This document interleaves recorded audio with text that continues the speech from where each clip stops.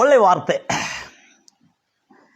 ಅಭಿವೃದ್ಧಿ ಜಬ್ ತರಕ್ಕಿ ಪಾರ್ಯೋ, ಅಭಿವೃದ್ಧಿಯ ದಿನದಲ್ಲಿ ಸಂತೋಷಿಸಿರಿ.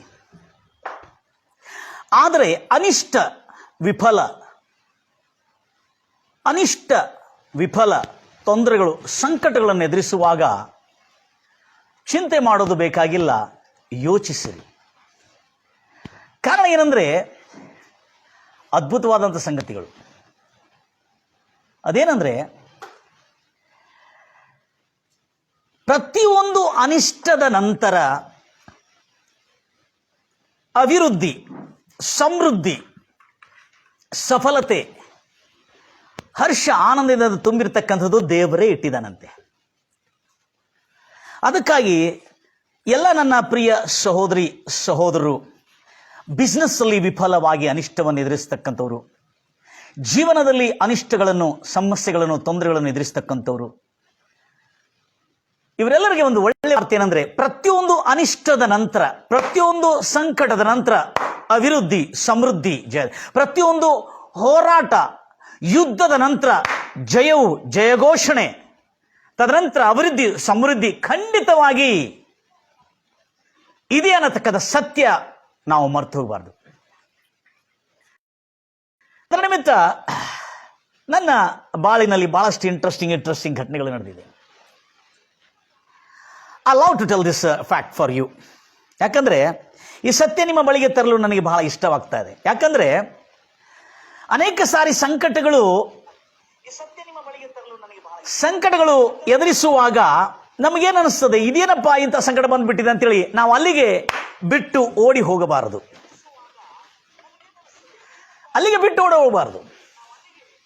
ಅದಕ್ಕೆ ನಾನು ಜಗತ್ತಿನ ಉದ್ಧಾರಕರ್ತ, ಭೂಮಿಗೆ ಒಡೆಯನು ಆಗಿರ್ತಕ್ಕಂಥ ಜ್ಞಾನಿಗಳ ಮೇಲೆ ಜ್ಞಾನಿ ಆಗಿರ್ತಕ್ಕಂಥ ಆ ಕರ್ತನಾದ ದೇವರು, ಸೃಷ್ಟಿಕರ್ತನ ಉಪದೇಶಗಳು ನಮ್ಮ ಜೀವನದಲ್ಲಿ ಅನೇಕ ಸಾರಿ ಯಶಸ್ವಿಗೆ ಕಾರಣವಾಗಿರ್ತವೆ. Praise Lord Jesus. ಗಂಭೀರವಾಗಿ ಹೇಳ್ತೀರಲ್ವಿಯಾ? ಎಲ್ಲ ನಾನು ಕೇಳ್ತಿರ್ತಕ್ಕಂಥ ಈ ಒಂದು ವಾಕ್ಯದ ಕೇಂದ್ರದಿಂದ ನಿಮ್ಮ ಹತ್ರ ಮಾತಾಡಲಿಕ್ಕೆ ಅವಕಾಶ ದೇವರು ಮಾಡಿಕೊಟ್ಟಿದ್ದಾನೆ. ಬಹಳ ಜಾಗೃತಿಯಿಂದ ಕೇಳ್ಕೊಳ್ತೀರಿ. ಪ್ರತಿ ಸಾರಿ ನಾನು ಎದುರಿಸುವಾಗ ಅದನ್ನು ಒಂದು ಚಾಲೆಂಜ್ ಆಗಿ ತೆಗೆದುಕೊಂಡು, ಒಂದು ಸವಾಲಾಗಿ ತೆಗೆದುಕೊಂಡು ಒಂದರಿಂದ ಇನ್ನೊಂದು ರೀತಿಯಲ್ಲಿ ಯಶಸ್ವಿಯನ್ನು ಕೊಡ್ತಾ ಬಂದಿದ್ದಾನೆ.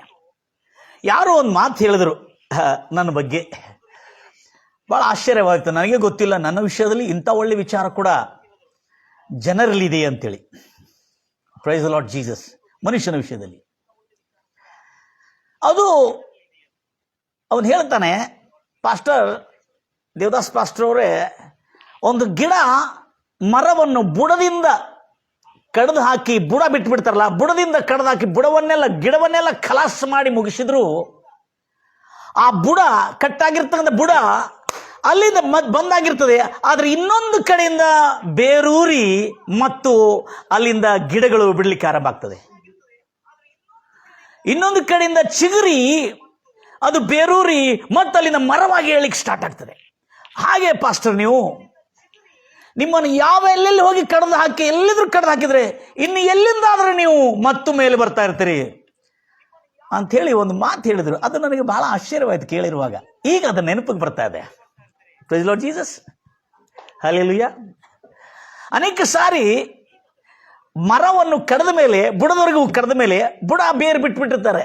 ಆ ಬೇರು ಬಿಟ್ಟಿರ್ತಕ್ಕಂಥ ಬೇರುಗಳು ಎಲ್ಲ ಎಡೆಗಳಲ್ಲಿ ಹರಿದು ಹೋಗಿರ್ತದೆ. ಅದು ಯಾವಾಗ ಈ ಬುಡವನ್ನು ಕಟ್ ಮಾಡಿದ ಕೂಡಲೇ ಇನ್ನೊಂದು ಕಡೆ ಚಿಗುರು ಬಿಟ್ಟು ಗಿಡವಾಗಿ, ದಂಟಾಗಿ, ಮರವಾಗಿ, ಹೂವು, ಮಕರಂದ ಇವೆಲ್ಲ ಬೆಳವಣಿಗೆ ಆಗಿ ಮತ್ತು ಫಲ ಕೊಡಲು ಆರಂಭ ಆಗ್ತದೆ. ಹಾಗೆ ನನ್ನ ಪ್ರಿಯ ಸಹೋದರೇ, ಯಾರ್ಯಾರು ಎಷ್ಟು ಸಮಸ್ಯೆಗಳು, ಬಾಧೆಗಳು, ಸಂಕಷ್ಟಗಳು, ವೇದನೆಗಳು ನಿನ್ನನ್ನು ಎಲ್ಲೆಲ್ಲಿ ಕಡ್ದು ಹಾಕ್ತಾ ಇರ್ತದಲ್ಲ, ನೀನು ಇನ್ನೂ ಅನೇಕ ಎಡೆಗಳಲ್ಲಿ ಬೆಳಿಲಿಕ್ಕೆ ಆಸ್ಪದವಾಗ್ತದೆ. ಆದರೆ ಎಲ್ಲೇ ನಾನು ಗಮನಿಸಿದ್ದೇನೆಂದ್ರೆ,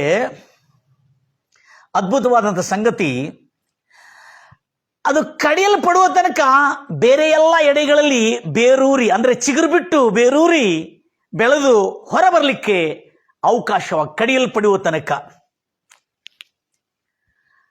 ಐ ಲವ್ ದಿಸ್ ಮಾತನ್ನು. ಈ ಮಾತಿನ ವಿಷಯದಲ್ಲಿ ಬಹಳ ಸಂತೋಷವಾಗ್ತಾ ಇದೆ ನನಗೆ ಹಂಚ್ಕೊಳ್ಳಲಿ. ನಾನು ಇದೇ ಸಮೀಪದಲ್ಲಿ ಒಂದು ನಗರದಲ್ಲಿ ಪ್ರಾರ್ಥನೆಯನ್ನು ನಡೆಸ್ತಾ ಇದೆ. ಅಲ್ಲಿ ಒಂದು ಚರ್ಚನ್ನು, ಒಂದು ಕಟ್ಟಡವನ್ನು ಕಟ್ಟಿ ಎಲ್ಲ ನಮ್ಮ ಸಭೆ ಯವನಸ್ಥರು, ಹಿರಿಯರು, ನಮ್ಮ ಸಭಾದಲ್ಲಿರ್ತಕ್ಕಂಥ ಎಲ್ಲ ಸದಸ್ಯರು ಬಹಳ ಒಳ್ಳೆಯವರು. ಹಲ್ಲೆಲೂಯಾ. ಅವರೆಲ್ಲರೂ ಬೆಂಬಲಿಸಿ ನನಗೆ ಚೆನ್ನಾಗಿ ಒಂದು ಶೆಡ್ಡನ್ನು, ಒಂದು ಒಳ್ಳೆ ಪ್ರಾರ್ಥನೆಗೆ ಆಲಯವನ್ನು ಕಟ್ಟಿಕೊಟ್ಟಿದ್ರು. ನಮ್ಮ ಹಿರಿಯರು, ನಮ್ಮ ಈ ಸಭಾ ಪೀಸ್ ಮೇಕರ್ ಫುಲ್ ಗಾಸ್ಪಲ್ ಮಿನಿಸ್ಟ್ರಿಗೆ ಸಂಬಂಧಪಟ್ಟಿರ್ತಕ್ಕಂಥ ನಮ್ಮ ಅಧ್ಯಕ್ಷರು, ಅವರು ಕಟ್ಟುವುದಕ್ಕಾಗಿ ಹಣವನ್ನು ಖರ್ಚು ಮಾಡಿದ್ರು, ತನ್ನ ಸ್ಥಳವನ್ನು ಕೂಡ ಕೊಟ್ಟರು. ಅದರಲ್ಲಿ ಕಟ್ಟೋದಕ್ಕಾಗಿ ಹಣವನ್ನು ಖರ್ಚು ಮಾಡಿದ್ರು ಮತ್ತು ವಸ್ತುಗಳಿಗಾಗಿ. ಆದರೆ ಕೆಲಸವೆಲ್ಲ ನಮ್ಮ ಕ್ರೈಸ್ತ ಚರ್ಚಿನ ಸಭೆದವರೇ ಕೆಲಸವನ್ನು ಬಹಳ ಆಸಕ್ತಿಯಿಂದ ಮಾಡುತ್ತಾ ಬಂದರು. ಅದರ ನಿಮಿತ್ತ ಬಹಳ ಆಶ್ಚರ್ಯವಾದಂಥ ಸಂಗತಿ ಏನಂದ್ರೆ, ಪ್ರೈಸ್ ಲಾರ್ಡ್ ಜೀಸಸ್, ಆಶ್ಚರ್ಯವಾದ ಸಂಗತಿ ಏನಂದ್ರೆ, ಇದನ್ನು ಬೆಳೀತಾ ಚೆನ್ನಾಗಿ ಆ ಚರ್ಚಿನಲ್ಲಿ ಪ್ರಾರ್ಥನೆ ಬೆಳೀತಾ, ಆರಾಧನೆ ಬೆಳೀತಾ ಅನೇಕ ಜನರು ಕೊಡುತ್ತಾ ಅಭಿವೃದ್ಧಿ ಮೇಲೆ ಅಭಿವೃದ್ಧಿ ಹೊಂದುತ್ತಾ ಇದ್ದೇವೆ ನಾವು. ಒಂದು ಸುಮಾರು 2007 ನಡೆದಿರತಕ್ಕಂಥ ಒಂದು ದುರ್ಘಟನೆ ನಡೆಯಿತು. ಅದು ಯಾರಲ್ಲ, ನಮ್ಮ ಸ್ವಂತ ಜನರಿಂದ ನನ್ನ ಮೇಲೆ ಸುಳ್ಳು ಆರೋಪ ಹೊರಿಸಿ, ನನ್ನನ್ನು ಅವಮಾನಪಡಿಸಿ, ಅವಮಾನ ಪಾಲಾಗಿ ಮಾಡಬೇಕೆಂಬುದಾಗಿ ಬಹಳ ರೀತಿಯಾದ ಯತ್ನಿಸಿರ್ತಕ್ಕಂಥ ಒಂದು ಕೆಲವು ದುಷ್ಟರು ಪ್ರಯತ್ನ ಮಾಡಿದರು. ಆವಾಗ ಸಭೆ ಅಲ್ಲಲು ಕೊಲ್ಲಲಾಯಿತು, ನಮ್ಮ ಚರ್ಚ್ ಅಲ್ಲಲು ಕೊಲ್ಲಲಾಯಿತು. ಅಂಥ ಸಮಯದಲ್ಲಿ ನನಗೆ ಬಹಳ ದುಃಖವಾಯಿತು. ಕರ್ತನೇ, ಇಷ್ಟು ಪ್ರಯಾಸಪಟ್ಟು ನಾವು ಸೇವೆ ಮಾಡ್ತಾ ಇದ್ದೇವೆ, ಇಂಥ ಸಮಯದಲ್ಲಿ ಸ್ವಕೀಯ ಜನರಲ್ಲಿ ಕೆಲವು ದುಷ್ಟಶಕ್ತಿಗಳು ಪ್ರವೇಶ ಮಾಡಿ, ಯೂದ ಇಸ್ಕರಿಯತ್ ಹಾಗೆ ದುಷ್ಟಶಕ್ತಿಗಳು ಪ್ರವೇಶ ಮಾಡಿ ನಮ್ಮ ನಡೀತಿರ್ತಕ್ಕಂಥ ಒಂದು ಒಳ್ಳೆಯ ಸಭೆಯನ್ನು ಅಲ್ಲಲು ಕೊಲ್ಲಲು ಮಾಡಿದ್ರಲ್ಲ ಎಂಬುದಾಗಿ ಬಹಳ ದುಃಖವಾಯಿತು ನನಗೆ. ಆ ಸಮಯದಲ್ಲಿ ನನಗೆ ಅರ್ಥ ಆಗಲಿಲ್ಲ, ಯಾಕೆ ಹೀಗೆ ನಡೆಯಿತು, ಹೀಗೆ ನಡಿಬಾರ್ದಿತ್ತಲ್ಲ ಅನ್ನತಕ್ಕಂಥ ದುಃಖ ಅನೇಕ ರೀತಿಯಾಗಿ ಕಾಡ್ತಾ ಇತ್ತು. ಆದರೆ ಅಲ್ಲಿ ಒಂದು ಶೆಡ್ ಇತ್ತು, ನಮ್ದು ಒಂದು ಕಟ್ಟಲ್ಪಟ್ಟಿರುವ ಶೆಡ್ ಇತ್ತು. ಆ ಶೆಡ್ನಲ್ಲಿ ತಟ್ಟಿ ಬೀಳ್ತಾ ಇತ್ತು, ಮಣ್ಣಿನ ತಟ್ಟಿ, ಅದು ಬಾಂಬು ಬೀಳ್ತಾ ಇತ್ತು. ಆವಾಗ ಯೋಚನೆ ಮಾಡಿದೆ, ಇದೊಂದು ಅನಿಷ್ಟ, ಏನೋ ಒಂದು ದೊಡ್ಡ ಒಳ್ಳೆ ಘಟನೆ, ಒಂದು ಒಳ್ಳೆ ಕಾರ್ಯವನ್ನು ತರಲಿಕ್ಕಿದೆ ಅನ್ನತಕ್ಕಂಥ ಸತ್ಯವು ಈ ವಾಕ್ಯ, ಬೈಬಲ್ನಲ್ಲಿರ್ತಕ್ಕಂಥ ಈ ಸತ್ಯವಾಕ್ಯ ನನಗೆ ಬಹಳ ದೊಡ್ಡ ಚೈತನ್ಯ ನೀಡಿತ್ತು. ಪ್ರಸಂಗಿ ಅಂದರೆ ದಾವೀದು ಮಹಾರಾಜನ ಮಗನಾಗಿರ್ತಕ್ಕಂಥ ಸೊಲೊಮೋನನು ಅದ್ಭುತವಾದಂಥ ಸಂಗತಿ ಬರೆದಿದ್ದಾನೆ. ಆತನ ಜ್ಞಾನೋಪದೇಶವು ರಾಜರಿಗೆ ಕೊಡತಕ್ಕಂಥ ಬೋಧನೆ, ಅದು ರಾಜಬೋಧನೆ, ರಾಯಲ್ ಟೀಚಿಂಗ್ ಎಂಬುದಾಗಿದೆ. ನಿಮ್ಮ ಇದೇ ಲೈವ್ನಲ್ಲಿ ನಡೀತಕ್ಕಂಥ ಡಿಸ್ಕ್ರಿಪ್ಷನ್ನಲ್ಲಿ ಅದನ್ನು ನಾನು ಕೊಟ್ಟಿದ್ದೇನೆ. ಪ್ರಸಂಗಿ ಪುಸ್ತಕ, ಬೈಬಲ್ನಲ್ಲಿ ಪ್ರಸಂಗಿ ಪುಸ್ತಕ 7ನೇ ಅಧ್ಯಾಯ 14ನೇ ವಚನ.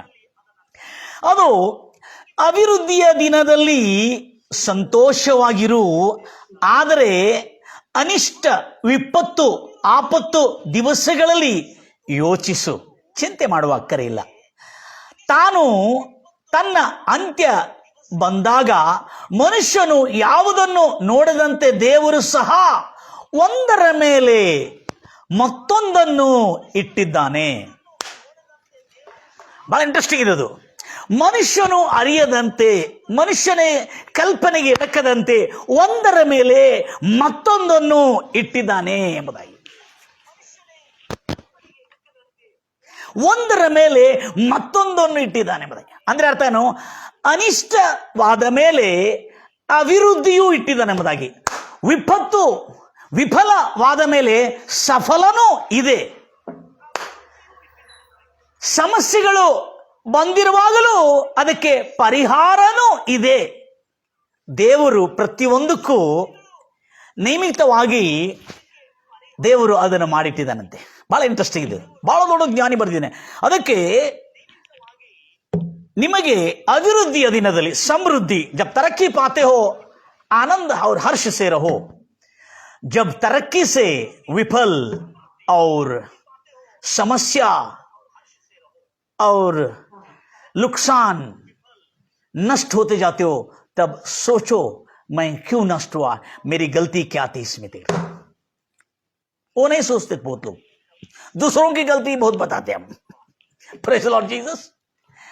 ಅದಕ್ಕಾಗಿ ನಾವು ಅದ್ಭುತವಾದಂಥ ಸಂಗತಿಯನ್ನು ಯೋಚಿಸ್ತಾ ಇದ್ದ. ಅದಕ್ಕಾಗಿ ನಿನ್ನ ಕೆಲಸದಲ್ಲಿ ಆಸಕ್ತ ಚಿತ್ತನಾಗಿ ಪೂರ್ಣ ಬಲದಿಂದ ಪೂರ್ಣ ಶ್ರದ್ಧೆಯಿಂದ ಪ್ರಾಮಾಣಿಕನಾಗಿ ನೀನು ದುಡಿಯೋದಾದರೆ ನಿನ್ನ ಕೆಲಸಕ್ಕೆ ಖಂಡಿತವಾಗಿ ಪ್ರತಿಫಲ ಇದೆ ಎಂಬುದಾಗಿ. ನನ್ನ ಪ್ರಿಯ ಸಹೋದರಿ ಸಹೋದರೇ, ನಾನು ಇಲ್ಲಿಂದ ಬೇರೆ ಒಂದು ಸ್ಥಳದಲ್ಲಿ ಪ್ರಾರ್ಥನೆ ನಡೆಸ್ತಾ ಇದ್ದೆ. ಈಗ ನಾನು ದಾಂಡೇಲಿಯ ಟೌನ್ಶಿಪ್ ಎಡೆಯಲ್ಲಿ ಪ್ರಾರ್ಥನೆ ನಡೆಸ್ತಾ ಇದ್ದೇನೆ. ಆದರೆ ಇಲ್ಲಿಂದ ನಾನು ಇನ್ನೊಂದು ನಗರದಲ್ಲಿ ಪ್ರಾರ್ಥನೆ ನಡೆಸ್ತಾ ಇದ್ದೆ. ಅಲ್ಲೇ ಚರ್ಚು ಸಭೆ ಎಲ್ಲ ಕೂಡಿ ಅದ್ಭುತವಾಗಿ ಕೂಡಿ ಬರ್ತಾ ಇದ್ರು. ಇದರೊಳಗೆ ನಮ್ಮಲ್ಲಿ ಇರತಕ್ಕಂಥ ಕೆಲವು ಸೊಕ್ಕಿಯ ಜನರಲ್ಲಿ ಕೆಲವು ಹುಳುಕು, ನನಗೆ ಗೊತ್ತಾಗಲಿದ್ದು ಹುಳುಕು ಒಂದಿರ್ತಂದೆ, ಹೊಟ್ಟೆ ಕಿಚ್ಚು ಒಂದಿರ್ತಂತೇಳಿ. ಬಹಳ ಖ್ಯಾತ ಪ್ರಖ್ಯಾತ ಅಭಿವೃದ್ಧಿ ಸಮೃದ್ಧಿ ಹೊಂದ್ತಾ ಇದ್ರೆ ಅದರ ನಿಮಿತ್ತ ಕೆಲವು ದುಷ್ಟರು ಅದನ್ನು ಹಾಳು ಮಾಡಲಿಕ್ಕೆ, ಅಲ್ಲೋಲ್ ಕೊಲ್ಲೋಲ್ ಮಾಡಲಿಕ್ಕೆ ಪ್ರಯತ್ನ ಮಾಡಿದರು. ಅಲ್ಲೇ ಅನಿಷ್ಟ ಎದುರಾಯಿತು. ಆವಾಗ ನಾನು ಅಲ್ಲಿರ್ತಕ್ಕಂಥ ಎಲ್ಲ ಈ ಸಭೆಗೆ ಇರತಕ್ಕಂಥ ಚೇರ್ಸ್ಗಳು, ಸೌಂಡ್ ಸಿಸ್ಟಮ್, ಮ್ಯೂಸಿಕ್ ಸಿಸ್ಟಮ್ ಮತ್ತು ಎಲ್ಲ ಪೀಠೋಪಕರಣಗಳನ್ನು ಎಲ್ಲ ತಂದು ನಮ್ಮ ಮನೆಯಲ್ಲಿ ಅದನ್ನು ಸೇರಿಸಿದೆ. ಬಹಳ ದುಃಖವಾಯಿತು. ಪ್ರಾರ್ಥನೆ ಮಾಡಿದೆ, ಏಸಯ್ಯ ಯಾಕೆ ಈ ದುರ್ಘಟನೆ ನಡೆದಿದೆ? ನಾನು ಯಾರಿಗೆ ಮೇಲ್ ಮಾಡಿದ್ದೇನೆ, ಯಾರಿಗೆ ಜಾಬ್ ಸಿಗುವಂತೆ ಮಾಡಿದ್ದೇನೆ, ಯಾರಿಗೆ ಒಂದು ಉನ್ನತ ಹಂತಕ್ಕೆ ಯಶಸ್ವಿಗೆ ಬರುವಂತೆ ಮಾಡಿದ್ದೇನೆ, ಅವರೇ ನನಗೆ ದ್ರೋಹ ಮಾಡಿದ್ರಲ್ಲ, ಇದು ಯಾಕೆ ಆಯಿತು? ಆವಾಗ ನನಗೆ ಅರ್ಥ ಆಗಲಿಲ್ಲ. ಕೆಲವು ದಿವಸಗಳಾದ ನಂತರ ಇದು ಮಾನಂತರ ನನ್ನ ಬೈಬಲ್ ವಚನ ನೋಡುವ ಏನಾದರೂ ಎಲ್ಲ ಒಳ್ಳೆಯದಕ್ಕಾಗಿ ಆಗ್ತದೆ ಎಂಬುದಾಗಿ. Price the Lord Jesus. ಇವತ್ತು ಈ ಮಾಧ್ಯಮದ ಮೂಲಕವಾಗಿ, ಈ ಡಿಜಿಟಲ್ ಸಾಮಾಜಿಕ ಜಾಲತಾಣದಲ್ಲಿ ಈ ಅದ್ಭುತವಾದಂಥ ದೇವರ ಸುವಾರ್ತೆ ನಿಮ್ಮ ಹತ್ರ ತಲುಪ್ತಾ ಇದೆ ಅಂದರೆ ಅದಕ್ಕೆ ಕಾರಣ ನನಗಿದ್ದಂಥ ಅನೇಕ ವಿರೋಧಿಗಳು, ದುಷ್ಟರು, ಶತ್ರುಗಳು ಮತ್ತು ನನಗೆ ಕೇಡು ಮಾಡತಕ್ಕಂಥವರಿಂದ ನನಗೆ ಆಗಿರ್ತಕ್ಕಂಥ ಲಾಭದಾಯಕದಿಂದ ನಾನು ಇವತ್ತು ಈ ಡಿಜಿಟಲ್ ಮೀಡಿಯಾನಲ್ಲಿ ನಿಮಗೆ ಸ್ವಾರ್ಥ ಸಾರಲು ದೇವರು ಅವಕಾಶ ಮಾಡಿಕೊಟ್ಟಿದ್ದನು. ಯಾಕಂದರೆ ಯಾರ್ಯಾರು ನನಗೆ ಕೇಡು ಮಾಡಬೇಕು, ನನಗೆ ಕೆಳಗೆ ಬೆಳೆಸಬೇಕು, ನನ್ನ ಮಿನಿಸ್ಟ್ರಿಯನ್ನು, ನನ್ನ ಗುರಿಯನ್ನು, ನನ್ನ ಒಂದು ಬಿಸ್ನೆಸ್ ಅನ್ನು ಬೆಳೆಸಬೇಕಂತ ಅನೇಕ ರೀತಿಯಾದಂಥ ವಿಧವಾದಂಥ ವಿರೋಧತ್ವವು ಬಂದಾಗಲೂ ಕೇಡು ಮಾಡಬೇಕೆಂಬುದೇ ಬಂದರು. ಅವರಾದರೆ ನನಗೆ ಕೇಡು ಮಾಡಬೇಕೆಂಬುದಾಗಿ ಯೋಚಿಸಿದರು.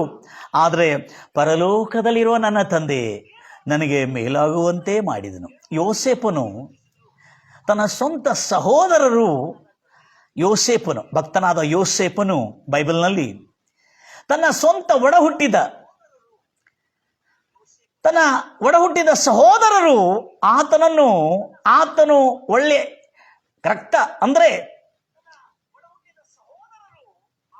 ಬಣ್ಣದ ಗೌನನ್ನು, ಅಂಗಿಯನ್ನು ಆತನಿಗೆ ಕೊಡಿಸಿರುವುದರಿಂದ ಆತನು ಉನ್ನತ ಸ್ಥಿತಿಗೆ ಹೋಗ್ತಾನೆ ಎಂಬುದಾಗಿ ತಾನು ಹೇಳಿಕೊಳ್ತಾ ಇರೋದ ತನ್ನ ಸ್ವಂತ ಸಹೋದರರ ಹೊಟ್ಟೆ ಕಿಚ್ಚಿಂದ ಆತನನ್ನು ತೆಗೆದು ಗುಂಡಿಯಲ್ಲಿ ಹಾಕಿದ್ರು.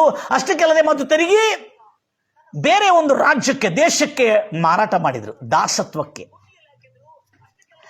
ಆ ಸಮಯದಲ್ಲಿ ದಾಸತ್ವದಲ್ಲಿ ಮಾರಾಟ ಆದ ನಂತರ ಆ ದಾಸತ್ವದಲ್ಲಿ ಮಾರಾಟ ಆಗಿದ್ದು ಯಾಕೆ ಗೊತ್ತಿಲ್ಲ. ಆದರೆ ಒಂದು ಗೊತ್ತಿದೆ, ಏನೋ ಒಂದು ಒಳ್ಳೆಯದಾಗಲಿಕ್ಕಿದೆ ಎಂಬುದಾಗಿ.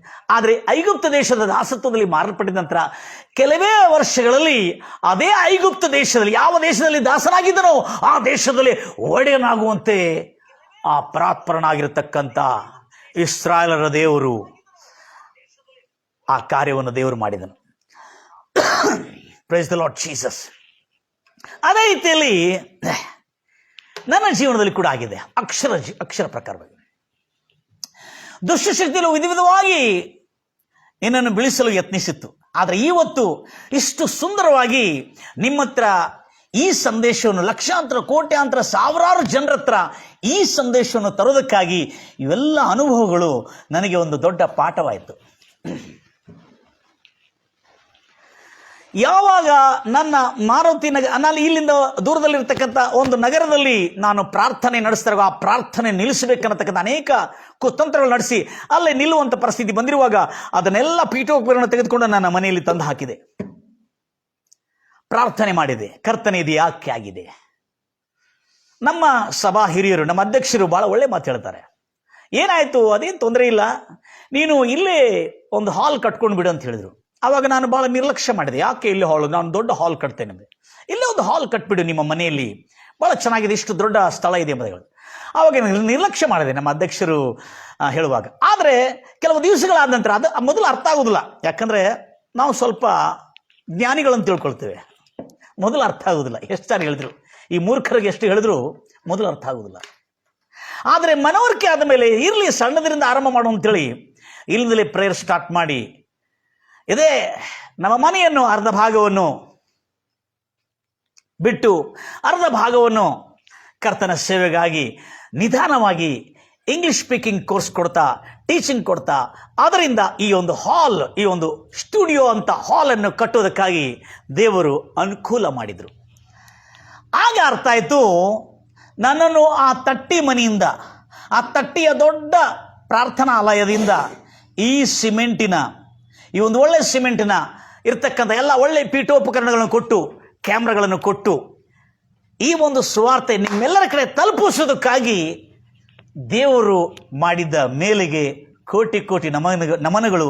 ನನ್ನ ಶತ್ರುಗಳು, ನನ್ನ ವಿರೋಧಿಗಳು, ನನಗೆ ಕೇಡು ಮಾಡಿದವರಿಗೆ ದೇವರು ಇನ್ನೂ ಒಳ್ಳೆಯದು ಮಾಡಲಿ ಎಂಬುದಾಗಿ ಹಾರೈಸುವಂಥ ಮನಸ್ಸು ಈ ಕರ್ತನ ವಾಕ್ಯದಿಂದ ನನಗೆ ಅನುಗ್ರಹಿಸಿದ್ದಾನೆ. So I love my God's word. ಅಂದರೆ ದೇವರು ಮಾಡಿರ್ತಕ್ಕಂಥದ್ದು ಮನುಷ್ಯನಿಗೆ ಕಲ್ಪನೆಗೂ ಎಡಕಲಿಲ್ಲ ಅಂತದ್ದು. ಮನುಷ್ಯನ ಕಲ್ಪನೆ ಕೂಡ ದೇವರ ಸಂಕಲ್ಪನು, ದೇವರ ಯೋಜನೆಗಳನ್ನು, ದೇವರ ಪ್ಲಾನ್ಸ್ಗಳನ್ನು, ದೇವರ ಚಿತ್ತವನ್ನು ಅರಿಲಿಕ್ಕಾಗಿಲ್ಲಂತೆ. ಯಾಕಂದರೆ ಯೋಸೇಫನ ಸಹೋದರರು, ಸ್ವಂತ ಒಡ ಹುಟ್ಟಿದ 10 ಸಹೋದರರು, ಉಳಿದ 10 ಸಹೋದರರು, ಒಂದು ಸಹೋದರ ಮನೆಯಲ್ಲಿದ್ದ 10 ಸಹೋದರರು ಅರಿಲಿಲ್ಲ, ಅರ್ಥ ಆಗಲಿಲ್ಲ. ಈ ಯೋಸೇಫನನ್ನು ತೆಗೆದುಕೊಂಡು ಹೋಗಿ ಗುಂಡಿಯಲ್ಲಿ ಹಾಕಿ ತದರಂತೆ ತೆಗೆದು ಈತನ ಐಗುಪ್ತ ದೇಶಕ್ಕೆ ದಾಸನಾಗಿ ಮಾಡಿದರೆ ಇವನು ನಮಗೇ ಒಡೆಯನಾಗ್ತಾನೆ ಅನ್ನತಕ್ಕಂಥ ಅವರ ಕಲ್ಪನೆಗೆ ಅದು ಎಡಕಲಿಲ್ಲ. ಅದಕ್ಕೆ ಬೈಬಲ್ ಹೇಳ್ತಾ ಇದೆ, ಬಹಳ ಅದ್ಭುತವಾಗಿ ಹೇಳಿದಾನೆ, ಮನುಷ್ಯನಿಗೆ ಅದು ಅರಿಯದಂತೆ. ಓದ್ತೀರಾ ಮಾತನ್ನು? ಪ್ರಸಂಗಿ ಪುಸ್ತಕ 7ನೇ ಅಧ್ಯಾಯ 14ನೇ ವಚನ. ಬೇರೆ ನಿಮ್ಮ ಕೆಂಪು ತರ್ಜುಮದಲ್ಲಿ ಓದ್ರಿ. ಈಗ ನಾನು ಕಿಂಗ್ ಜೇಮ್ಸ್ ಓದಿದ್ದೇನೆ, ಕೆಂಪು ತರ್ಜುಮದಲ್ಲಿ. Price Lord Jesus.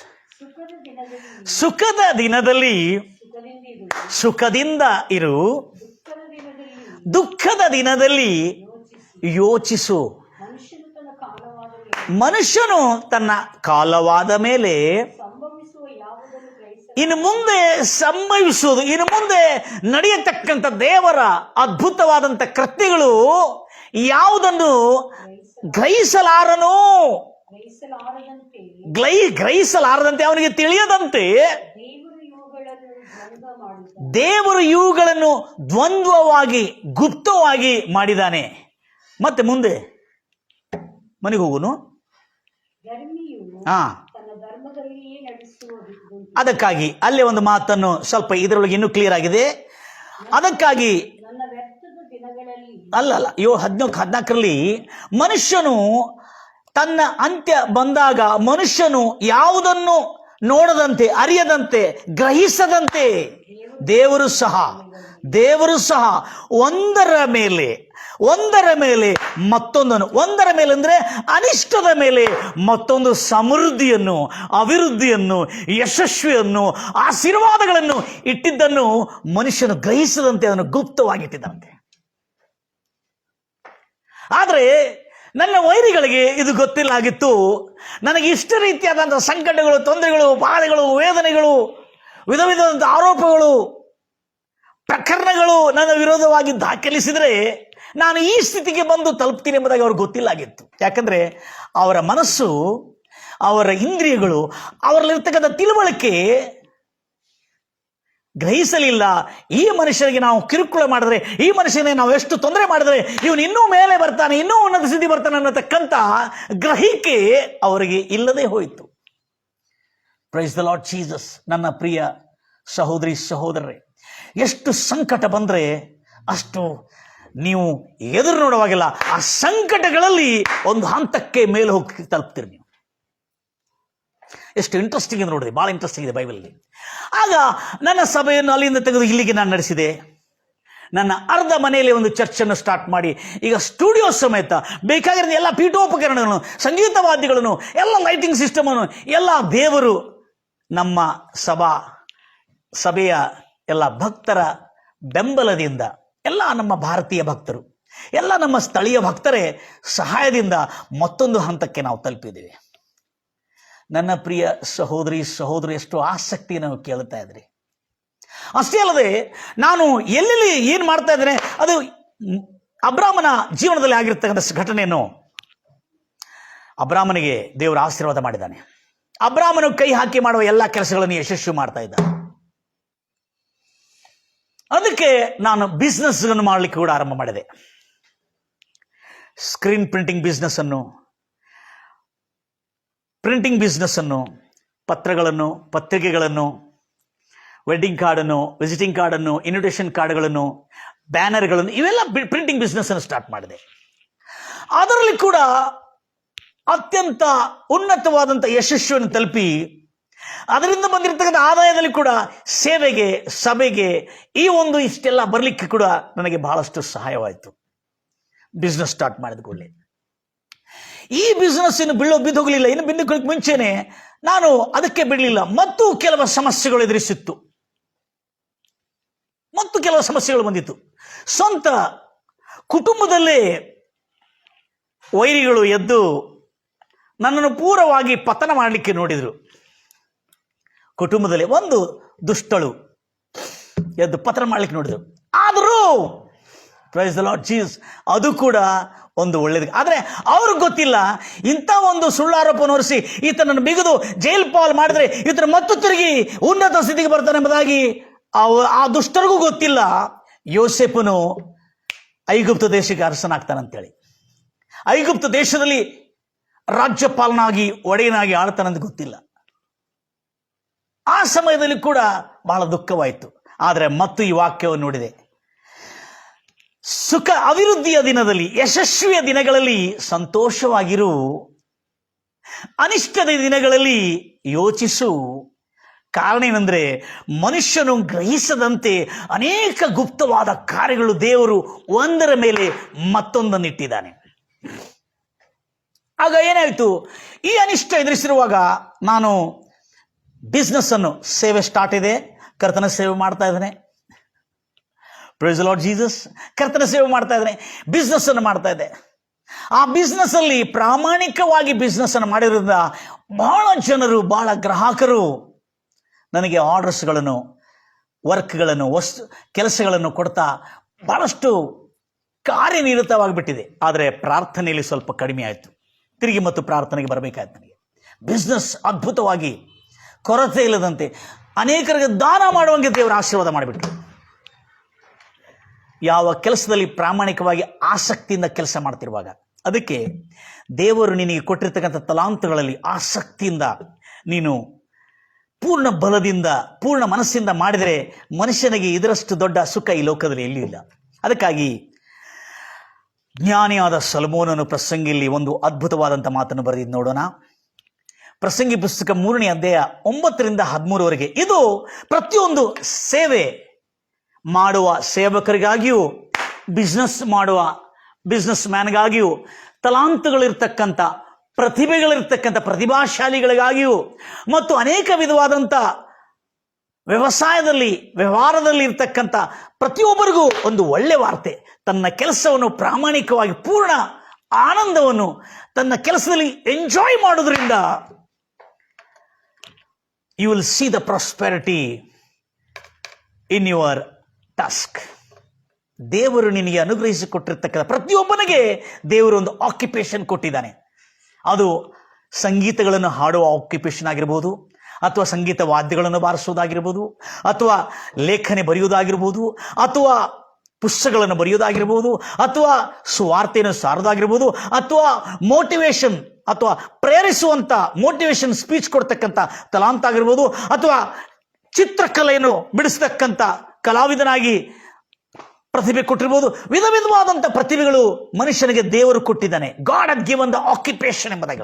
ಅದಕ್ಕಾಗಿ ಈ ಮಾತನ್ನು ಕನ್ನಡದಲ್ಲಿ ಓದಿ ನೋಡೋಣ, ಬಹಳ ಅದ್ಭುತವಾಗಿದೆ. ನಿಮ್ಮ ಕೆಲಸವನ್ನು ಆಸಕ್ತಿಯಿಂದ ನಾವು ಮಾಡೋಣ. ಪ್ರಸಂಗಿ ಪುಸ್ತಕ 3ನೇ ಅಧ್ಯಾಯ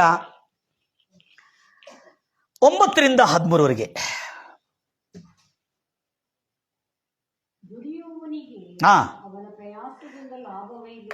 ದುಡಿಯುವವನಿಗೆ ಅವನು ಮಾಡತಕ್ಕಂಥ ಪ್ರಯಾಸದಿಂದ ಲಾಭವೇನು?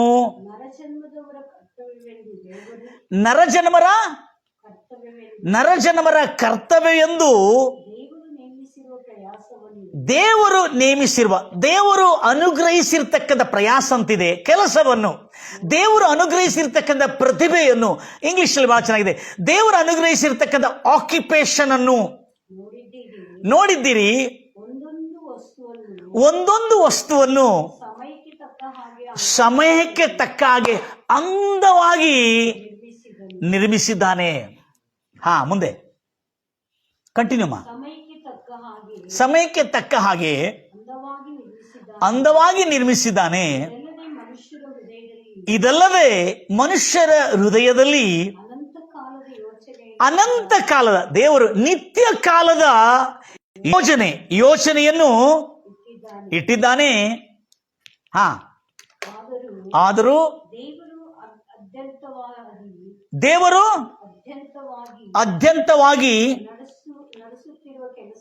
ದೇವರು ಅತ್ಯಂತವಾಗಿ ನಡೆಸುತ್ತಿರುವ ಕೆಲಸಗಳನ್ನು, ಯೋಜನೆಗಳನ್ನು, ಪ್ಲಾನ್ಗಳನ್ನು ಅವರು ಗ್ರಹಿಸಲಾರದೆ, ಮಾನವರಿಗೆ ಗ್ರಹಿಸಲಾರದಂತೆ ಗುಪ್ತವಾಗಿ ನಿಗೂಢವಾಗಿಟ್ಟಿದ್ದಾನೆ. ಮನುಷ್ಯರು ತಮ್ಮ ಜೀವಮಾನದಲ್ಲೆಲ್ಲ ಉಲ್ಲಾಸವಾಗಿಯೂ, ನೋಡ್ರಿ, ಸುಖವನ್ನು ಅನುಭವಿಸುವುದಕ್ಕಿಂತ ಇನ್ನೇನು ಅವರಿಗೆ ಒಳ್ಳೆಯದಿಲ್ಲ. ಸುಖವನ್ನು ಅನುಭವಿಸುವುದಕ್ಕಿಂತ ಮತ್ತೆ ಏನು ಅವರಿಗೆ ಮೇಲಿಲ್ಲ, ಒಳ್ಳೆಯದಿಲ್ಲ. ಸುಖವನ್ನು ಅನುಭವಿಸದೆ ದೇವರು ಕಟ್ಟಿರ್ತಕ್ಕಂಥ ಒಳ್ಳೆಯದು ಎಂಬುದಾಗಿ ನಾನು ಗ್ರಹಿಸಿದ್ದೇನೆ. ಜ್ಞಾನಿ ಹೇಳ್ತಾ ಇದ್ದಾರೆ ಮುಂದೆ. ಇದಲ್ಲದೆ ಪ್ರತಿಯೊಬ್ಬನು ಅನ್ನಪಾನಗಳನ್ನು ತೆಗೆದುಕೊಂಡು ತನ್ನ ಇರತಕ್ಕಂಥ ನಾನಾ ದುಡಿಮೆಗಳಲ್ಲಿ, ಪ್ರಯಾಸ ಅಂದ್ರೆ ದುಡಿಮೆಗಳಲ್ಲಿ, ದುಡಿಯೋದ್ರಲ್ಲಿ, ಉದ್ಯೋಗಗಳಲ್ಲಿಯೂ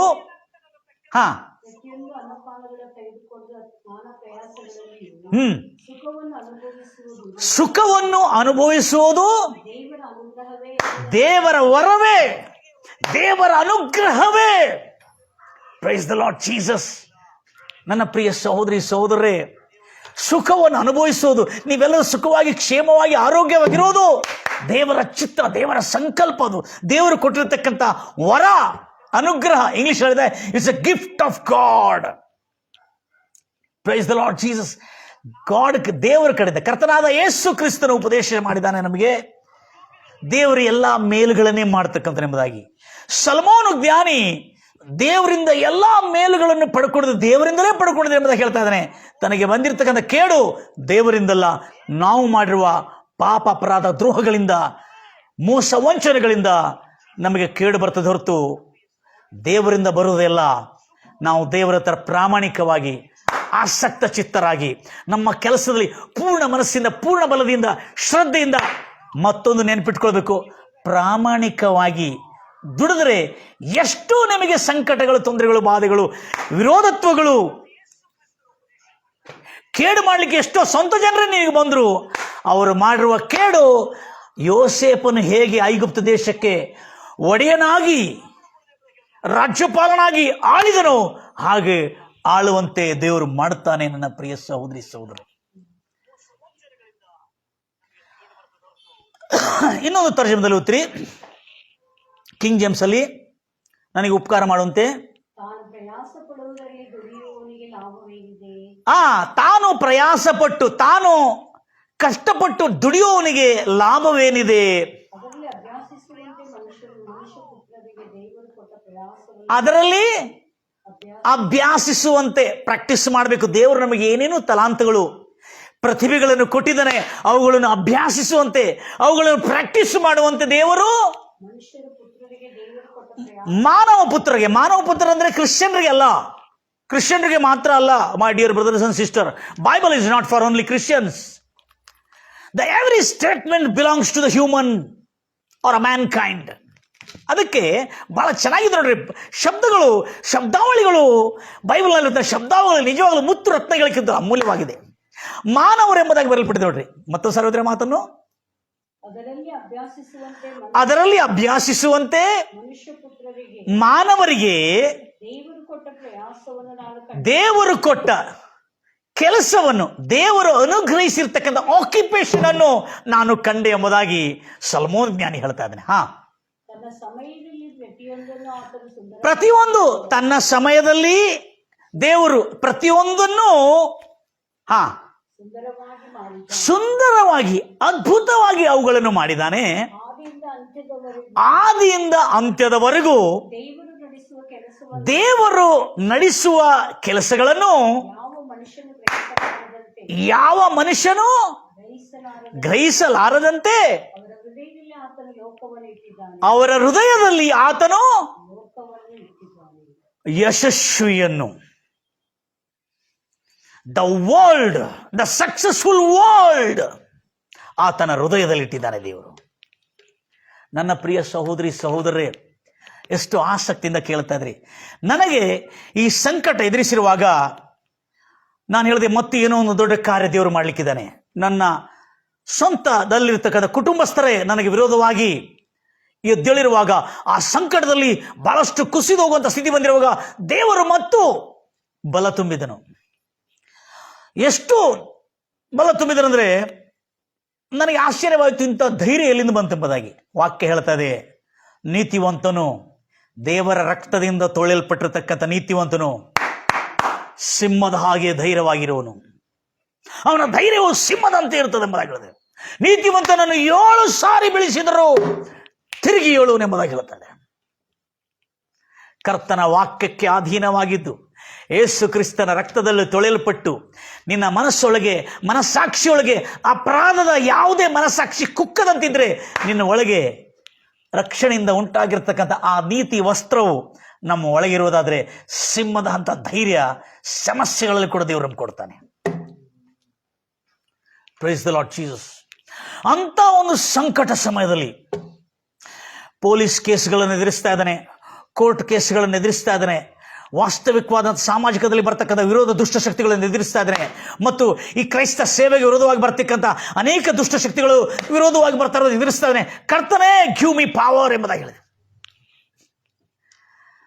ಪ್ರೈಸ್ ದ ಲಾರ್ಡ್ ಜೀಸಸ್. ಅಂತ ಸಮಯದಲ್ಲಿ ಮತ್ತೊಂದು ಕಾರ್ಯವು ನನ್ನ ತಲೆಯೊಳಗೆ ದೇವರು ಹುಟ್ಟುವಂತೆ ಮಾಡ, ಅದೇನೆಂದರೆ ಇಂಗ್ಲಿಷ್ ಸ್ಪೀಕಿಂಗ್ ಕೋರ್ಸನ್ನು ನಾನು ಭಾಳ ದಿವಸಗಳಿಂದ ಇಂಗ್ಲಿಷ್ ಮಾತಾಡೋದನ್ನು ಕಲಿಬೇಕೆಂಬುದಾಗಿ ನಾನು ಪುಸ್ತಕವನ್ನು ಬರೆದು ಅದನ್ನು ಲೇಖಿಸ್ತಾ ಎಷ್ಟೋ ವರ್ಷಗಳಿಂದ 91ರಿಂದ ಪುಸ್ತಕಗಳನ್ನು ಬರೆದು ಅದನ್ನು ಜ್ಞಾಪಕ ಮಾಡ್ತಾ ನಾನು ಇಂಗ್ಲಿಷ್ ಕಲಿಬೇಕೆಂಬುದಾಗಿ, ಇಂಗ್ಲಿಷ್ ಮಾತಾಡೋದು ಫ್ಲೂಯೆಂಟಾಗಿ ಕಲಿಬೇಕು, ನಾನು ಒಳ್ಳೆ ಬೈಬಲ್ ಸ್ಪೀಕರ್ ಆಗಬೇಕು, ಬೈಬಲ್ ಟೀಚರ್ ಆಗಬೇಕೆಂಬ ಕಲಿಬೇಕೆಂಬುದಾಗಿ ಎಷ್ಟೋ ಪುಸ್ತಕಗಳನ್ನು ಬರೀತಾ ಇದ್ದೆ ನಾನು 1991ರಿಂದ. ಆದರೆ 2007ರಂದು ಈ ಅನಿಷ್ಟ ಬಂದು ನನ್ನನ್ನು ಎದುರಿಸಿ ನನ್ನನ್ನು ಟಚ್ ಮಾಡಿರುವಾಗ ಒಳಗಿರ್ತಕ್ಕಂಥ ಇಂಗ್ಲಿಷ್ ಸ್ಪೀಕಿಂಗ್ ಕೋರ್ಸ್ ಏನು ದೇವರು ನನ್ನ ಒಳಗೆ ಕೂಡಿಸಿಟ್ಟಿದನೋ ಅದು ಸ್ಫೋಟವಾಗಿ ಅನೇಕ ಜನರಿಗೆ ಜ್ಞಾನೋದಯದ ಬೆಳಕು ಸಾರುವಂತೆ ದೇವರು ಮಾಡಿದನು. ಸುಮಾರು ಈಗ 500ಕ್ಕಿಂತ ಹೆಚ್ಚಿನ ಶಿಕ್ಷಕರು, ಲೆಕ್ಚರರ್ಸ್ ಹಾಗೂ ಯುವಕರು, 10ನೇ ತರಗತಿ ಪಾಸ್ ಆಗಿರೋ ಯುವಕರು 500ಕ್ಕಿಂತ ಹೆಚ್ಚಿನ ಜನರು ನಿಮ್ಮ ಸೇವಕನಾದ ನನ್ನ ಇಂಗ್ಲಿಷ್ ಸ್ಪೀಕಿಂಗ್ ಕೋರ್ಸ್ನಲ್ಲಿ ಕಲಿತುಕೊಂಡು ವೃದ್ಧಿ ಆಗ್ತಾರೆ. ಇವತ್ತವರೆಗೂ ಇಂಗ್ಲಿಷ್ ಸ್ಪೀಕಿಂಗ್ ಇನ್ನೂ ಯಶಸ್ವಿಯನ್ನು ತಲುಪ್ತಾ ಇದೆ.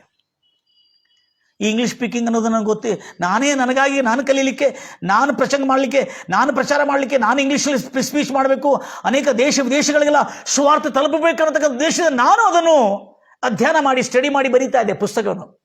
ಅದು ಏನಾಯ್ತು, ನಾನು ಕಲ್ತ್ಕೊಂಡಿದ್ದಲ್ಲದೆ ನಾನು ಬೇರೆಯವರಿಗೆ ಕೆಲಸಕ್ಕೆ ಅಂತ ಅವಕಾಶ ಆಯ್ತು.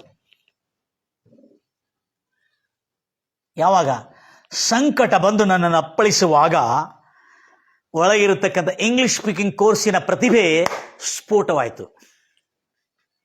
Price Lord Jesus, hallelujah. ಅದಕ್ಕೆ ಸಂಕಟಗಳನ್ನು ಯಾವತ್ತು ಬಂದಾಗಲ್ಲ ಐ ಎಂಜಾಯ್, ಇಸ್ಕೆ ಬಾದ್ ಮೇ ಕುಚ್ ಔರ್ ಅಚ್ಚಾ ಹೋನೆ ವಾಲ, ಅಂದ್ರೆ ಒಂದರ ಮೇಲೆ ಮತ್ತೊಂದನ್ನು. ಇಂಗ್ಲಿಷಲ್ಲಿ every adversity there is a prosperity. Napoleon Hill ಅವರು, ಬೈಬಲ್ ವಿದ್ವಾಂಸರು ಆತನು ಕೂಡ, ನೆಪೋಲಿಯನ್ ಹಿಲ್ ಅವರು ಹೇಳಿದ್ರಿ ಮಾತನ್ನು. ಬಹಳ ದೊಡ್ಡ ಜ್ಞಾನಿ, ಅತ್ಯಂತ ಒಳ್ಳೆ ಜ್ಞಾನೋದಯ ಆಗತಕ್ಕಂಥ, ಸಾಮಾಜಿಕ ಭೌತಿಕ ಜ್ಞಾನವನ್ನು ಪಡ್ತಕ್ಕಂಥ ಅದ್ಭುತವಾದಂಥ ಪುಸ್ತಕಗಳನ್ನು ಬರುತ್ತೆ ನೆಪೋಲಿಯನ್ ಹಿಲ್ ಅವರು. Every adversity there is a prosperity which you did not see. ನೀನು ನೋಡಲಿಕ್ಕೆ ಆಗಲಾರದಂಥದ್ದನ್ನು ದೇವರು ಇಟ್ಟಿದ್ದಾನೆ ಎಂಬುದಾಗಿದೆ. ತದನಂತರ 2007ರಿಂದ ಇವತ್ತುವರೆಗೂ ಯಶಸ್ವಿ ಮೇಲೆ ಯಶಸ್ವಿ ತಲುಪುವಂತೆ ಮಾಡಿ ಇಂಗ್ಲಿಷ್ ಸ್ಪೀಕಿಂಗ್ ಕೋರ್ಸ್ನಲ್ಲಿ ದೇವರು ನನಗೂ ಕೊಡತಕ್ಕಂಥ ಆದಾಯವು, ಅದರೊಟ್ಟಿಗೆ ಕೀರ್ತಿಯು, ಅದರೊಟ್ಟಿಗೆ ಆನಂದ, ಅದರಲ್ಲಿ ಸಂತೋಷ ಪಡ, ಐ ಆಮ್ ಎಂಜಾಯಿಂಗ್ ದೇವರು ಕೊಟ್ಟಿರ್ತಕ್ಕಂಥ ಆ ಒಂದು ತಲಾಂತು, ಆ ಪ್ರತಿಭೆಯಿಂದ ಸಂಗೀತಗಳನ್ನು ಹಾಡತಕ್ಕಂಥದ್ದು, ಸಂಗೀತ ವಾದ್ಯಗಳನ್ನು ಬಾರಿಸ್ತಕ್ಕಂಥದ್ದು, ಅನೇಕ ವಿಧವಾದ ತಲಾಂತುಗಳಿಂದ ದೇವರು, ಯಾಕೆ ಅಂದರೆ ಇವೆಲ್ಲ ಸಂಕಟಗಳು ಅಪ್ಪಳಿಸಿರುವಾಗಲೇ ಇವೆಲ್ಲ ರೀತಿಯಾದಂತಹ ತಲಾಂತುಗಳು, ನಮ್ಮೊಳಗಿರ್ತಕ್ಕಂಥ ತಲಾಂತುಗಳು ಹೊರಗೆ ಬಂದು ಅಭ್ಯಾಸ. ಅದಕ್ಕೆ ಮನುಷ್ಯನು ಅಭ್ಯಾಸಿಸುವಂತೆ. ಎಷ್ಟು ಚೆನ್ನಾಗಿದೆ ನೋಡ್ರಿ ಈ ಮಾತು. ಓದ್ತಿರಮ್ಮ ಮತ್ತೊಂದು ಆವರ್ತಿ 9ರಿಂದ ಕೊನೆವರೆಗೆ 13ವರೆಗೆ. ಪ್ರಸಂಗಿ ಪುಸ್ತಕ 3ನೇ ಅಧ್ಯಾಯ 9ರಿಂದ. ತಾನು ಪ್ರಯಾಸ ಪಡುವವನು ದುಡಿಯುವವನಿಗೆ ಲಾಭವೇನು? ಅವರು ಅಭ್ಯಾಸಿಸುವಂತೆ, ಅವರು ಪ್ರಾಕ್ಟೀಸ್ ಮಾಡುವಂತೆ ಮನುಷ್ಯನಿಗೆ ದೇವರು ಕೊಟ್ಟ ಕೆಲಸವನ್ನು, ಪ್ರತಿಭೆಯನ್ನು, ತಲಾಂತನ್ನು ಕಂಡಿದ್ದೇನೆ. ತನ್ನ ಸಮಯದಲ್ಲಿ, ದೇವರು ತನ್ನ ಸಮಯದಲ್ಲಿ ಪ್ರತಿಯೊಂದನ್ನು ಸುಂದರವಾಗಿ, ಅಂದ್ರೆ ಯಶಸ್ವಿ ಬಂದಾಗ, ಯೋಸೇಫನು ಐಗುಪ್ತ ದೇಶವನ್ನು ಆಳುವ ಒಡೆಯನಾಗಿದ್ದಾಗ ಅದು ಸುಂದರವಾಗಿ ನೇಮಿಸಿಟ್ಟಿದ್ದಾನೆ ಸಮಯವನ್ನು. ಆದಿಯಿಂದಲೂ ಅಂತ್ಯದವರೆಗೂ ದೇವರು ನಡೆಸುವ ಕೆಲಸಗಳನ್ನು ಯಾವ ಮನುಷ್ಯನು, ನಿನ್ನ ಶತ್ರುಗಳು ಕೂಡ, ನಿನ್ನ ಶತ್ರುಗಳು, ನಿನಗೆ ವಿರೋಧವಾಗಿರ್ತಕ್ಕಂಥ ದುಷ್ಟರು ಕೂಡ ಗ್ರಹಿಸದಂತೆ ಗುಪ್ತವಾಗಿಟ್ಟಿರುವುದರಿಂದ ನಿನ್ನನ್ನು ಮೇಲೆ ತರುವಂತೆ ಆ ದುಷ್ಟರು, ನಿನ್ನ ಶತ್ರುಗಳೇ ನಿನಗೆ ಸಹಾಯ ಮಾಡಿರ್ತಾರೆ.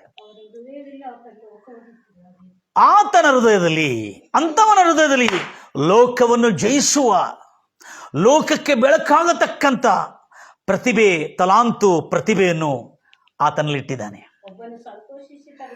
ನೋಡ್ರಿ ಬೈಬಲ್ನಲ್ಲಿ, ಒಬ್ಬನು ಸಂತೋಷಿಸಿ ತನ್ನ ಜೀವಮಾನವೆಲ್ಲ ಒಳ್ಳೆಯದನ್ನು, ಕೆಟ್ಟದನ್ನು ಮಾಡೋದಲ್ಲ. ಇಲ್ಲಿ ಸಜ್ಜನನಾಗಿದ್ದ ನೀನು ಕೆಟ್ಟದನ್ನು ಮಾಡೋದು ಯಾವತ್ತೂ ಆಲೋಚನೆ ಮಾಡಬಾರ್ದು. ಕೆಟ್ಟದನ್ನು ಮಾಡುವವರಿಗೆ ಯಾವತ್ತೂ ಒಳ್ಳೇದಾಗುವುದೇ ಇಲ್ಲ. ಒಳ್ಳೇದು ಮಾಡುವವನಿಗೆ ಎಷ್ಟು ಜನ ಕೆಟ್ಟದ್ದು ಮಾಡ್ಲಿಕ್ಕೆ ಬಂದರು ಮತ್ತು ಒಳ್ಳೇದ ಮೇಲೆ ಒಳ್ಳೇದಾಗ್ತದೆ. ಅದಕ್ಕೆ ಒಳ್ಳೆಯದನ್ನು ಮಾನವನು ಮಾಡುವುದೇ ಹೊರತು ಅವುಗಳಲ್ಲಿ ಮತ್ತು ಬೇರೆ ಯಾವ ಮೇಲೂ ಇಲ್ಲ ಎಂಬುದಾಗಿ ನಾನು ಕಂಡಿದ್ದೇನೆ. ಪ್ರತಿಯೊಬ್ಬನು ತಿಂದು ಉಂಡಿ ಆನಂದಿಸಿ ತನ್ನ ಎಲ್ಲಾ ದುಡಿಮೆಗಳಲ್ಲಿ, ತನ್ನ ಎಲ್ಲ ವರ್ಕ್ ಜಾಬ್ಗಳಲ್ಲಿ ಸುಖವನ್ನು, ಮೇಲನ್ನು ಅನುಭವಿಸುವಂತೆ ಅದುವೇ ದೇವರು ಕೊಟ್ಟಿರುವ ದಾನವಾಗಿದೆ, ಗಿಫ್ಟ್ ಆಗಿದೆ ಎಂಬುದಾಗಿ. ಮುಂದೆ, ದೇವರು ಮಾಡುವುದೆಲ್ಲ ಶಾಶ್ವತವಾಗಿರುವುದೆಂದು ನಾನು ಬಲ್ಲೆನು. ಅದಕ್ಕೆ ಯಾವುದನ್ನು ಸೇರಿಸಬಾರದು, ಯಾವುದನ್ನು ತೆಗಿಬಾರದು, ಇಲ್ಲವೇ ಅದರಿಂದ ಯಾವುದನ್ನು ತೆಗಿಬಾರದು. Thank you very much. ನನ್ನ ಪ್ರಿಯ ಸಹೋದರಿ ಸಹೋದರೇ, ಸಂಕಟಗಳು ಎದುರಿಸ್ತಾ ಇದ್ದಾರಾ? ಪ್ರಾರ್ಥನೆ ಮಾಡಿ, ಯೋಚನೆ ಮಾಡಿ. ದೇವರು ಇನ್ನೊಂದು ಯಾವುದೋ ಒಂದು ಒಳ್ಳೆ ಕಾರ್ಯವನ್ನು ನಿಮ್ಮ ಜೀವನದಲ್ಲಿ ಮಾಡಲಿಕ್ಕಿದ್ದಾನೆ. ಸಮಸ್ಯೆಗಳು ಎದುರಿಸ್ತಾ ಇದೆಯಾ? ಹಲ್ಲೆಲೂಯಾ. ಇನ್ನು ಯಾವುದೋ ಒಂದು ಒಳ್ಳೆ ಕಾರ್ಯ. ನನಗೆ ಬಹಳ ಕಿರುಕುಳ ಆಗಿದ್ದಾಗೆಲ್ಲ ಏನೋ ಒಂದು ಒಳ್ಳೇದಕ್ಕೆ ಹೋಗ್ತಾ ಇದ್ದೇನೆ ಎಂಬುದಾಗಿ ತಿಳಿದು ಬರ್ತದೆ. ಕೆಟ್ಟದ್ದು ತಲೆ ಕೆಡಿಸ್ಕೊಳ್ದಲ್ಲ, ಆದ್ರೆ ಬಿಟ್ಬಿಡ್ತೇನೆ, ಕೈ ತೊಳ್ಕೊಂಡು ಬಿಡ್ತೇನೆ, ಮುಂದೆ ಮಾತ್ರ ಹೋಗ್ತಿರೋದು. ಯಾಕಂದ್ರೆ ಕೆಟ್ಟದ್ರಿಂದ ಸುಮ್ಮನೆ ಸಮಯವನ್ನು ವ್ಯರ್ಥ ಮಾಡೋದಕ್ಕಿಂತಲೂ ಮುಂದೆ ಸಾಗೋದು. ದೇವರು ನನಗಾಗಿ ನಿಮಗಾಗಿ ಏನಿಟ್ಟಿದ್ದಾನೆ ಅದನ್ನು ತಿಳಿದುಕೊಂಡು ಮುಂದೆ ಸಾಗೋಣ. ಪ್ರತಿ ಸಾರಿ ನಾನು ಅನುಭವಿಸುತ್ತಿದ್ದೆ. ಈಗ ಇಲ್ಲಿವರೆಗೆ ಡಿಜಿಟಲ್ ಮೀಡಿಯಾವರೆಗೆ ಕಣ್ಣನ್ಮುಚ್ಚನ ಪ್ರಾರ್ಥಿಸೋಣ.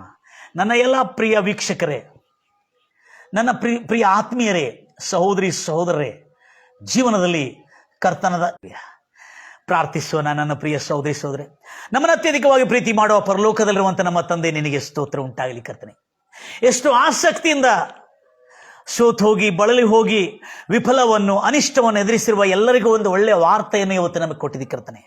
యేసయ్య, ನಿನ್ನನ್ನು ನಂಬಿಕೊಂಡು ನಿನ್ನನ್ನು ಪ್ರೀತಿಸುವವರಿಗೆ ಏನು ಜರುಗಿದ್ರು ಎಲ್ಲ ಅವರ ಹಿತಕ್ಕಾಗಿ ಜರುಗೋದು. ಆದರೆ ನಮಗೆ ಕೊಟ್ಟಿರತಕ್ಕಂಥ ಪ್ರತಿಭೆಯನ್ನು, ನಮಗೆ ಕೊಟ್ಟಿರ್ತಕ್ಕಂಥ ಕೆಲಸವನ್ನು, ನಮಗೆ ಕೊಟ್ಟಿರ್ತಕ್ಕಂಥ ಉದ್ಯೋಗವನ್ನು, ನಮಗೆ ಕೊಟ್ಟಿರ್ತಕ್ಕಂಥ ತಲಾಂತುಗಳನ್ನು ಪೂರ್ಣ ಆಸಕ್ತಿಯಿಂದ ಪ್ರಾಮಾಣಿಕರಾಗಿ ಅದನ್ನು ಅಭ್ಯಾಸ ಮಾಡಿರುವಾಗ ತನಗಿರ್ತಕ್ಕಂಥ ಕೆಲಸದಲ್ಲಿ ತಿಂದು ಸುಖ ಪಡುವುದೇ ದೇವರು ಕೊಟ್ಟಿರುವ ಅನುಗ್ರಹ ಎಂಬುದಾಗಿ ಅದ್ಭುತವಾಗಿ ಮಹಾಜ್ಞಾನಿಯಾದ ಸಲ್ಮೋನನು, ಕರ್ತನೆ, ನಿನ್ನ ಆತ್ಮ ಪ್ರೇರಣೆಯಾಗಿ ನಮಗೆ ಕೊಟ್ಟಿರ್ತಕ್ಕಂಥ ಈ ವಾಕ್ಯಗಾಗಿ ನಿನಗೆ ಸ್ತೋತ್ರ ಕರ್ತನೆ.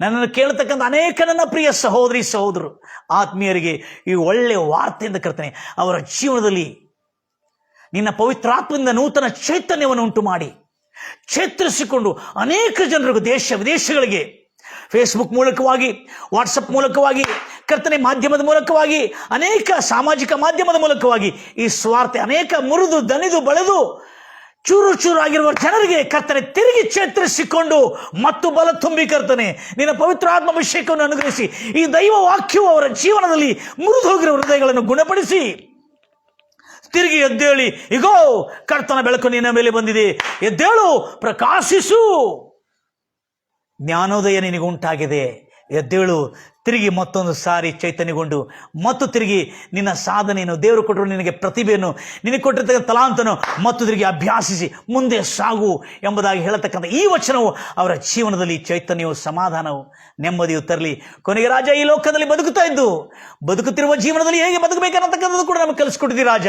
ಅದಿಲ್ಲದೆ ಮರಣಾನಂತರ ಪರಲೋಕ ನಮಗೆ ಖಚಿತ ಎಂಬುದನ್ನು ಕೂಡ ನೀನು ನಮಗೆ ಕಲಿಸ್ಕೊಡ್ಬೇಕಂತೆ. ಆದರೆ ಬೈಬಲ್ನಲ್ಲಿ ಬದುಕುತ್ತಿರುವ ದಿವಸಗಳು ಸುಖವಾಗಿ, ಕ್ಷೇಮವಾಗಿ, ಆರೋಗ್ಯವಾಗಿ ನೀನು ಕೊಟ್ಟಿರುವ ಪ್ರತಿಭೆಯನ್ನು ಅಭ್ಯಾಸಿಸಿ ಅದರಲ್ಲಿರ್ತಕ್ಕಂಥ ರುಚಿಯನ್ನು, ಆನಂದವನ್ನು ನೋಡ್ತಾ ನಮ್ಮ ಕೆಲಸಗಳಲ್ಲಿ, ನಮ್ಮ ಉದ್ಯೋಗಗಳಲ್ಲಿ, ನಮ್ಮ ತಲಾಂತುಗಳಲ್ಲಿ ಆನಂದಿಸಿ ಹರ್ಷಿಸುತ್ತಾ ಇರುವುದೇ ಕರ್ತನ ಅನುಗ್ರಹ, ಕರ್ತನ ವರವಾಗಿದೆ, ಕರ್ತನ ದಾನವಾಗಿದೆ ಎಂಬುದಾಗಿ ಹೇಳಿದಂತೆ ನನ್ನನ್ನು ಕೇಳ್ತಿರ್ತಕ್ಕಂಥ ಎಲ್ಲ ನನ್ನ ಪ್ರಿಯ ಸಹೋದರಿ ಸಹೋದರರಿಗೆ ಆ ದಾನವು ಪ್ರಾಪ್ತವಾಗಿದೆ ಎಂಬುದಾಗಿ ತಿಳಿದುಕೊಂಡು ಅದರಲ್ಲಿ ಅನುಭವಿಸಿ ಆನಂದಿಸಿ ಹರ್ಷಿಸಲಿ, ಬೆಳೆಯಲಿ, ಬಲಪಡಲಿ, ವೃದ್ಧಿಯಾಗಲಿ ಎಂಬುದಾಗಿ ಹಾರೈಸುತ್ತಾ ಕರ್ತನೆ ಕೇಳ್ತಿರ್ತಕ್ಕಂಥ ಎಲ್ಲ ನನ್ನ ಪ್ರಿಯ ಸಹೋದರಿ ಸಹೋದರಿಗೆ ಅವರ ಆತ್ಮರಕ್ಷಣೆ, ಪ್ರಾಣರಕ್ಷಣೆ, ಆರೋಗ್ಯದ ರಕ್ಷಣೆ, ಕರ್ತನೆ ಅವರ ಜೀವನದ ರಕ್ಷಣೆ, ಅವರ ಬಾಳಿನ ರಕ್ಷಣೆ ಯೇಸು ಕ್ರಿಸ್ತ ನಾಮದಲ್ಲಿ ಉಂಟಾಗಲಿ ಎಂಬುದಾಗಿ ಹಾರೈಸುತ್ತಾ ಯೇಸು ಕ್ರಿಸ್ತ ನಾಮದಲ್ಲಿ ಪ್ರಾರ್ಥಿಸಿ ಬೇಡಿ ಹೊಂದಿದ್ದೇನೆ ತಂದೆ, ಆಮೇನ್. ನನ್ನ ಎಲ್ಲ ಪ್ರಿಯ ಸಹೋದರಿ ಸಹೋದರಿ, ಎಷ್ಟು ಆಸಕ್ತಿಯಿಂದ ನೀವು ದೇವರ ವಾಕ್ಯವನ್ನು ಕೇಳ್ತಾ ಇದ್ರಿ. ನಿಜವಾಗಲೂ ನಿಮ್ಮ ಆಸಕ್ತಿಯನ್ನು ನೋಡಿರುವಾಗ ಬಹಳ ಸಂತೋಷವಾಗಿದೆ ನನಗೆ. ಎಲ್ಲ ನನ್ನ ಪ್ರಿಯರು, ನನ್ನನ್ನು ನೋಡ್ತಿರ್ತಕ್ಕಂಥ ಎಲ್ಲರಿಗೆ ಅದ್ಭುತವಾದಂಥ ಸಂಗತಿಗಳು ನಿಮ್ಮ ಜೀವನದಲ್ಲಿ ಎಷ್ಟು ಉತ್ತಮ. ಭಾಳ ಜನ ಹೇಳ್ತಾ ಇದ್ದಾರೆ, ಪಾಸ್ಟರ್ ನಿಮ್ಮ ಪ್ರಸಂಗ ಕೇಳದೇ ಇದ್ರು ಕೂಡ ಕನಿಷ್ಠ ಕೆಳಗೆ ಬರೆದಿರ್ತಕ್ಕಂಥ ಬೈಬಲ್ ಡಿಸ್ಕ್ರಿಪ್ಷನ್ ಓದಿರುವಾಗ ಇಷ್ಟು ಆನಂದ ಆಗ್ತದೆ, ಹೇಗೆ ನೀವು ಇದೆಲ್ಲ ಹುಡುಕುತ್ತೀರಿ ಎಂಬುದಾಗಿ ಭಾಳ ಜನ ಪ್ರಶ್ನಿಸಿದರು. ಇಲ್ಲ, ಅದು ದೇವರು ನನಗೆ ಕೊಡ್ತಕ್ಕಂಥ ಅನುಗ್ರಹವಾಗಿದೆ, ಅದಕ್ಕಾಗಿ ಉಚಿತವಾಗಿ ನಿಮ್ಮೆಲ್ಲರಿಗೂ ಕೊಡ್ತಾ ಇದ್ದೇನೆ. ಅನೇಕ ಜನರಿಗೆ ಹಂಚಿ ಆಶೀರ್ವದಿಸಲ್ಪಡಬೇಕು ಅನ್ನೋದೇ ನನ್ನ ಕಳಕಳಿಯ ವಿನಂತಿ. God bless you.